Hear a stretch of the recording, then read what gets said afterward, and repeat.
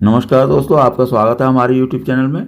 हम NCERT book से class 12th का मैथमेटिक्स ये करा रहे हैं और ये लेसन नंबर 8 है। ये वक्रों द्वारा घिरा क्षेत्रफल। तो इसमें हम एग्जाम्पल 11 से शुरू कर रहे हैं। इससे पहले हमने कर रखा है, वो आप पिछली वीडियो देख सकते हैं। तो चलिए एग्जाम्पल नंबर 11 देखते हैं। परवल है y² = 4ax और उसके नाभि लंब से घिरे क्षेत्र का क्षेत्रफल ज्ञात करो। तो देखिए ये परवल है y² = 4ax, ऐसे बनेगा x अक्ष पर। अब नाभि क्या होती है इसकी a,0 और शीर्ष है आपका 0 0। अब देखिए नाभि से जो भी रेखा यानी कि जो जीवा खींचते हैं और अक्ष पर लंब हो, यानी x अक्ष पर इस पर लंब है और नाभि से जा रही है, इसे क्या बोलते हैं, नाभि लंब या नाभि लंब जीवा। तो आपको ये क्षेत्रफल निकालना है। अब जितना क्षेत्रफल ऊपर है उतना नीचे भी है, तो हम इतना क्षेत्रफल यानी y/dx निकालेंगे और 2 से गुणा कर देंगे। तो छायांकित भाग कितना है आपका, पूरा है ABCA।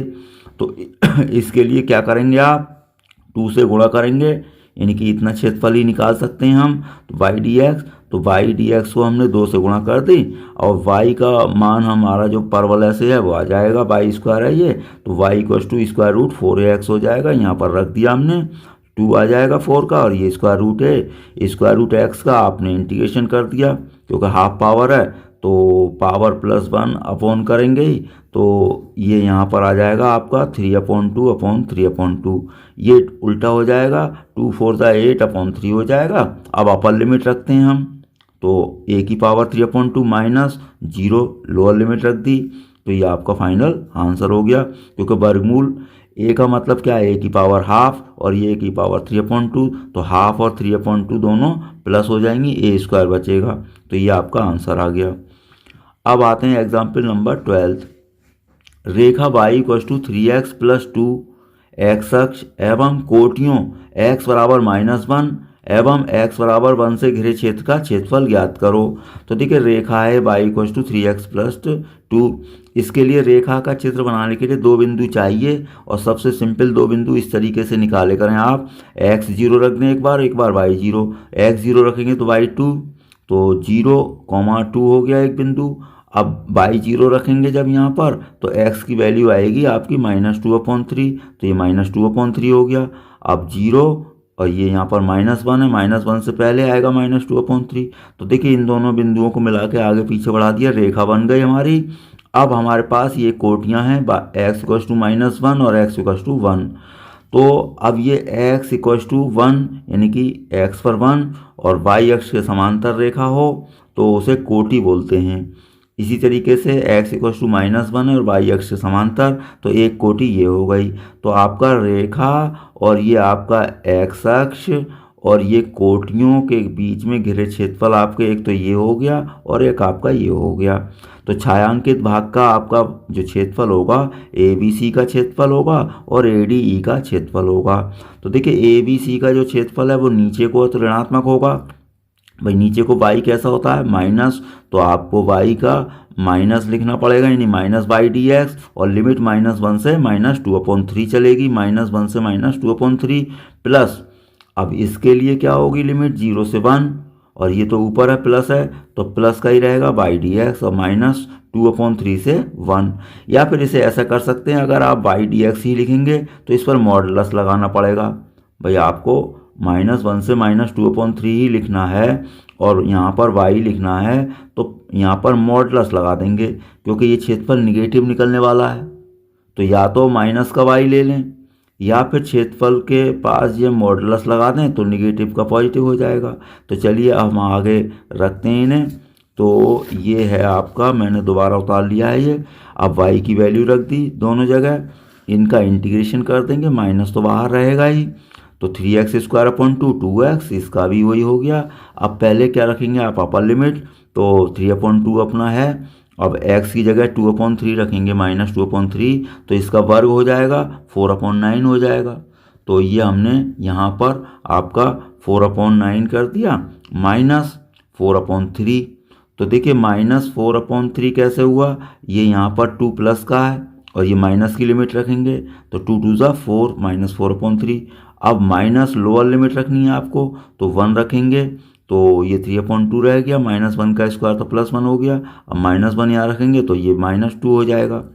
अब इस तरीके से यहाँ पर भी लिमिट रख दी हमने, 1 रख दी 3/2 और ये 2 1 2 माइनस, अब ये यहाँ पर रख दी 4/9 और -4/3 हो गया।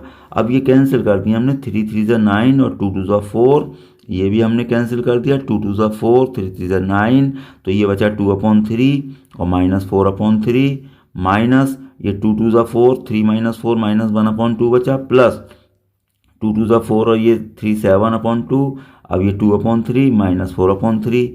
अब देखिए हम इसे सॉल्व कर लेंगे कैसे, 3 तो एलसीएम हो जाएगा, 2 -4 -2 बचा, प्लस हाफ, ये माइनस माइनस प्लस हो गया।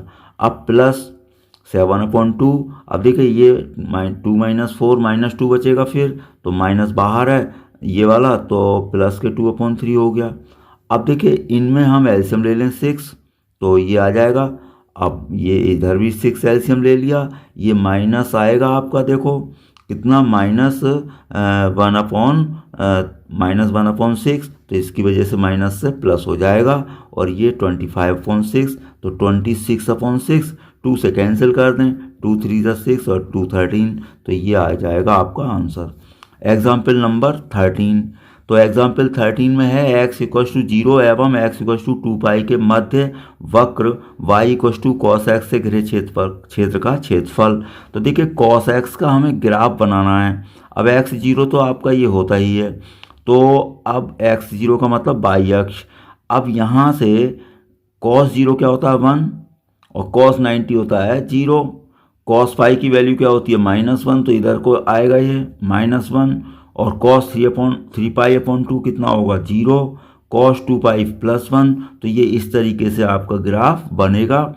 अब हम यहाँ पर ध्यान से देखें तो देखिए ग्राफ ये बिल्कुल एक समान होता है, यानी सममित होता है। तो जो क्षेत्रफल ये है उतना क्षेत्रफल ये भी है, उतना क्षेत्रफल ये भी है, उतना क्षेत्रफल ये भी है, तो 1 2 3 4 भाग हो गए। तो हम क्या करेंगे, 4 से गुणा कर देंगे OAB का क्षेत्रफल को, तो छायांकित भाग का क्षेत्रफल आपका हो गया है 4 × OAB का क्षेत्रफल। तो 4 × dx, लिमिट क्या चलेगी 0 से π/2, या फिर आप हर टुकड़े का निकालते जाएंगे तो उसमें टाइम लगेगा भाई, 0 से π/2 dx।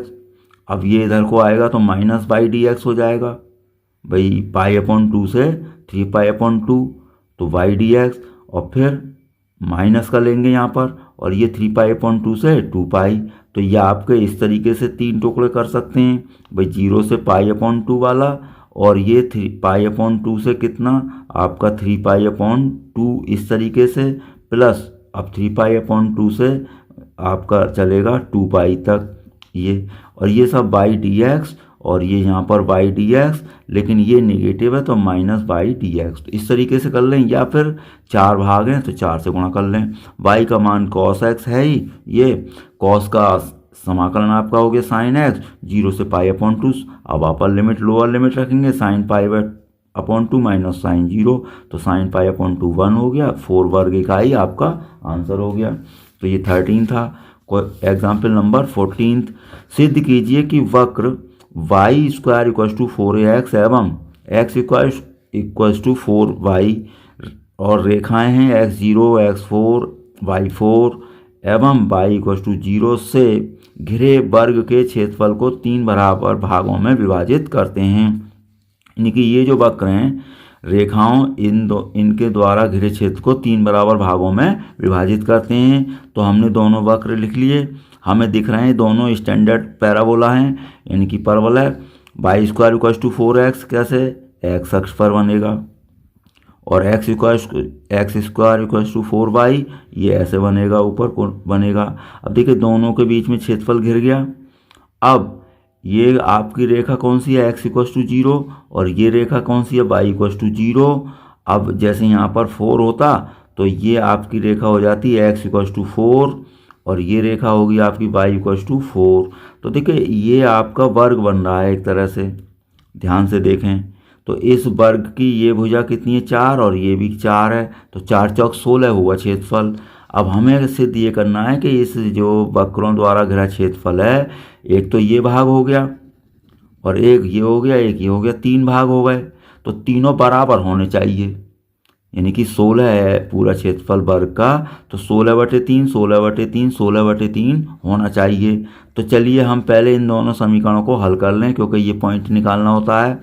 हालांकि यहाँ पर अपने आप ही आ चुका है x=4 और y=4, लेकिन फिर भी हम ये देख लें कि जहाँ ये दोनों रेखाएं काट रही हैं वहाँ वक्र भी काट रहे हैं, तो इन्हें हल कर रहे हैं। y की वैल्यू यहाँ से निकाल के इसमें रख दें तो ये हमारा इस तरीके से सॉल्व हो जाएगा। तो x=0 और y=4 आया। अब इसमें समीकरण 2 में रखेंगे जब 0 तो y=4 हो जाएगा, और जब इसमें 4 रखेंगे 4 का स्क्वायर 16, 4 4 ज़ा 16, तो आपको ये x0 पर y0 x4 पर y4, तो कटान बिंदु आपका आया 0 0 और 4,4, तो 4,4 आया। बिल्कुल वहीं तीनों मतलब काट रहे हैं, ये दोनों रेखाएं भी वहीं काट रही हैं और ये दोनों वक्र भी, तो सब यहीं काट रहा है। तो हमारा पूरा हो गया ये चित्र। अब हम देखिए टुकड़े में सबका निकालेंगे। वर्ग का क्षेत्रफल मैंने बता दिया भाई, ये आपका वर्ग है, तो 4 × 4 के हिसाब से क्या हो जाएगा, यानी कि भाई आपकी ये अगर ये पॉइंट P है तो OP यानी कि लंबाई गुणा चौड़ाई ऐसे लिख देते हैं, तो OP × OR कह लें या तो आप, तो OP × OR। ये मैंने आपको कैलकुलेट वैसे करके दिखा दिया है, कोई ज़रूरी नहीं है एग्ज़ाम में करें, फिर भी आप बता दें। वर्ग OPQR का क्षेत्रफल हो रहा है 16। अब हम एक एक भाग का निकालेंगे। जैसे A1 हमने क्षेत्रफल निकाला, OAQPO का क्षेत्रफल, OAQ और ये यहाँ पर आपका आ जाएगा BO का क्षेत्रफल। तो ये O, अब ये यहाँ पर OA और कितना आपका Q, OAQPA ऐसे ले लें, OAQPO यहाँ तक का पहले ये वाला क्षेत्रफल निकाला है हमने, तो ये A1 कह दिया इसका नाम। तो ये जो क्षेत्रफल है, ये देखो ये वाला परवलय है उसके नीचे है, तो अब ये वाला परवलय कौन सा है, ये परवलय नंबर 2 था। तो देखो इसमें से y हम कैलकुलेट करेंगे, तो इस वक्र के नीचे है, तो लिमिट तो 0 से 4 होगी और y dx, तो y यहाँ से आएगा x²/4। तो यहाँ पर हमने लिख दिया y dx परवलय नंबर 2, हमने यहाँ पर समझा दिया। तो यहाँ पर ऐसे आप एग्ज़ाम में लिख सकते हैं कि ये परवलय नंबर 2 से आ रहा है। तो y की वैल्यू x²/4 हो गई। अब इसका इंटीग्रेशन कर देंगे, 1/4 से कोई मतलब नहीं, x³ 0 to 4। अब यहाँ पर लिमिट रख दी, 4 का क्यूब 64/3 हो गया ये, और ये लोअर लिमिट पर 0 हो गया, तो आपका 16 बार कट जाएगा, 16/3 वर्ग इकाई। अब दूसरा भाग मान लीजिए इसे कह लें हम दूसरा भाग, तो O और ये कितना यहाँ से चलेगा भाई, देखो अब दूसरा भाग ये पहला भाग है तो इसे ले लें, तो OAQBO OAQBO, तो हमने यहाँ पर लिख दिया A2 OAQBO।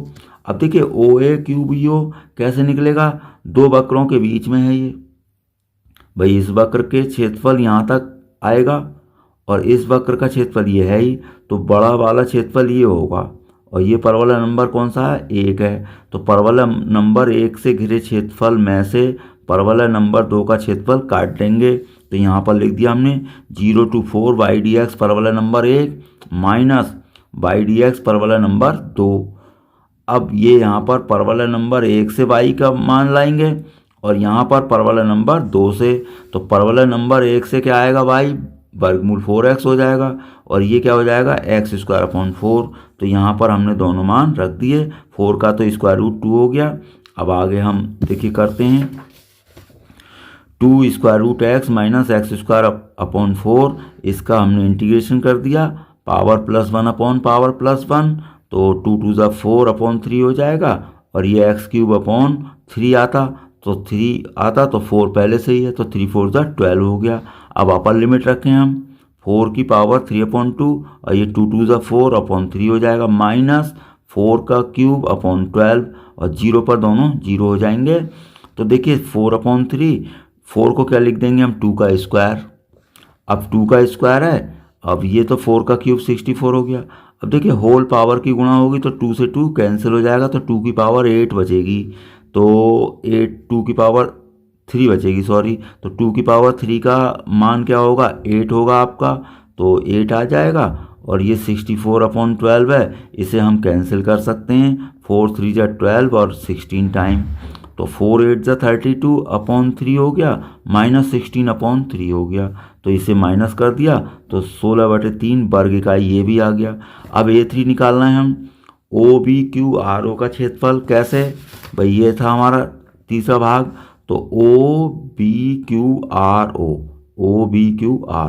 अब देखिए ये वाला जो क्षेत्रफल है वो बाई अक्ष पर है।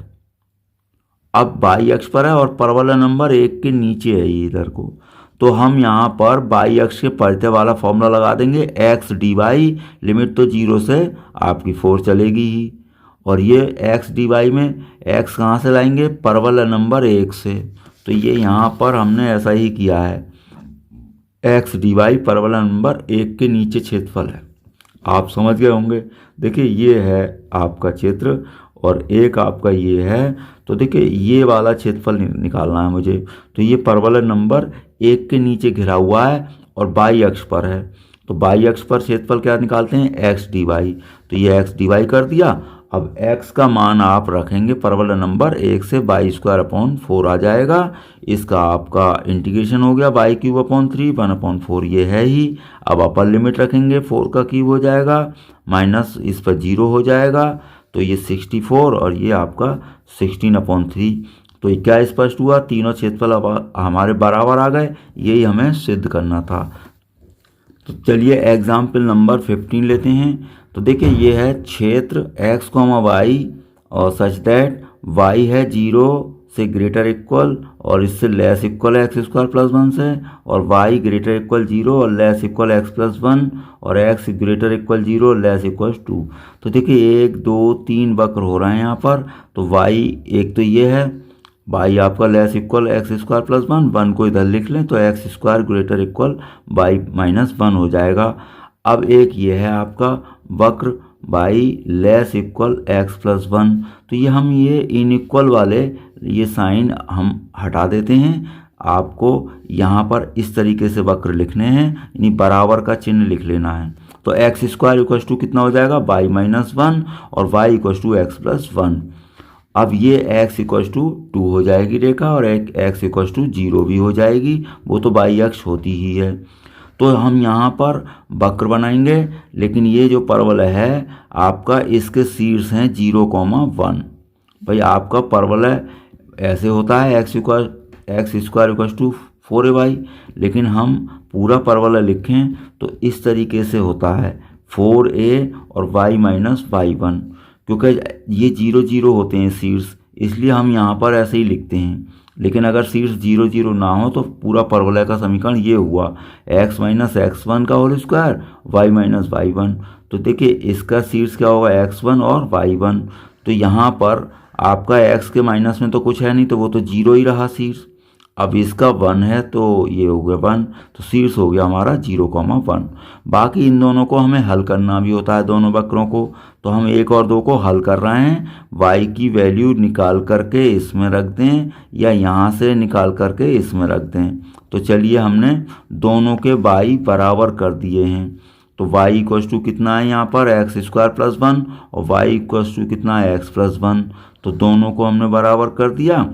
तो x² = x + 1, या फिर वहाँ से कैसे भी आप करें, y की वैल्यू x + 1 यहाँ पर रख दें, तो ये यहाँ पर रख दिया, 1 से 1 कैंसिल हो जाएगा। अब आपका क्या बचा, x² और इक्वल x को इधर ले जाएं तो x² - x हो गया। अब x कॉमन ले लें इन दोनों में, तो x - 1, तो ये = 0, तो x की वैल्यू 0 और 1 आ गई। अब x की वैल्यू 0 और 1 कहाँ रख दें आप, समीकरण 1 में रख दें चाहे। जब 0 रखेंगे तो y = 1 आ जाएगा, और 1 रखेंगे तो 1 और 1 2 हो जाएगा, या इसमें रख लें। x 0 रखेंगे तो y = 1, और 1 रखेंगे 1 और 1 2। तो ये आपके x 0 पर y 1 और x 1 पर y 2। तो ये आपका समीकरण 2 में रख लें चाहे 1 में रख लें। तो कटान बिंदु आपके आ गए 0, 1 और 1, 2। छायांकित भाग का क्षेत्रफल निकालना है हमें, तो पहले उससे पहले चित्र बनाना है। अब देखिए ये जो परवलय है, ये वाला परवलय, ये ऊपर को जाएगा, लेकिन इसका शीर्ष 0 0 नहीं है। अब हमारे पास शीर्ष है 0,1, तो जो कि बाई अक्ष पर होगा, तो 0,1 है शीर्ष, यहाँ से ऊपर को बनेगा, तो ये ऊपर को ऐसे परवलय बन जाएगा। अब जो रेखा है y=x+1, भाई उसका कटान बिंदु आए हैं हमारे अभी 0 1 और 1 2, तो 0 1 और कहीं होगा 1 2, तो ये रेखा हमने ऐसे बना दी। अब एक रेखा है आपकी x=2, तो ये 1 है, ये 2 है, तो x=2। तो देखिए अब ये परवलय था, तो परवलय ये यहाँ पर है x² > y-1, तो परवलय के अंदर नहीं जाएंगे हम, ये हमारा परवलय के बाहर है, तो ये परवलय के नीचे को है बाहर, यानी कि परवलय के बाहर का क्षेत्र है। अब आपकी एक रेखा ये थी x=0 और x=आपकी 2, तो ये आपका यहाँ से ये पूरा क्षेत्रफल आपका हो गया, यानी कि परवलय, आप ध्यान से देख लें, ऐसे देख लें, परवलय और ये रेखा आपकी और एक रेखा ये और आपका x अक्ष, तो ये आपकी कौन सी रेखा है, x=0 x=2 और ये एक रेखा ये है रेखा नंबर 2 और ये परवल है, तो ये पूरा क्षेत्रफल आपका इन चारों के बीच में ये आ गया। इसके दो टुकड़े होंगे, तो देखिए यहाँ पर ऐसे हमने मिला दिया, ये 1 है तो 1 पर मिला दिया। ये क्षेत्रफल जो है ध्यान से देखें, ये क्षेत्रफल इस परवलय के नीचे नीचे का है और ये यहाँ से यहाँ तक क्षेत्र क्या है, इस रेखा के नीचे का है, तो दो टुकड़े होगा क्षेत्रफल के। तो हम यहाँ पर लिखेंगे छायांकित भाग का क्षेत्रफल OABDO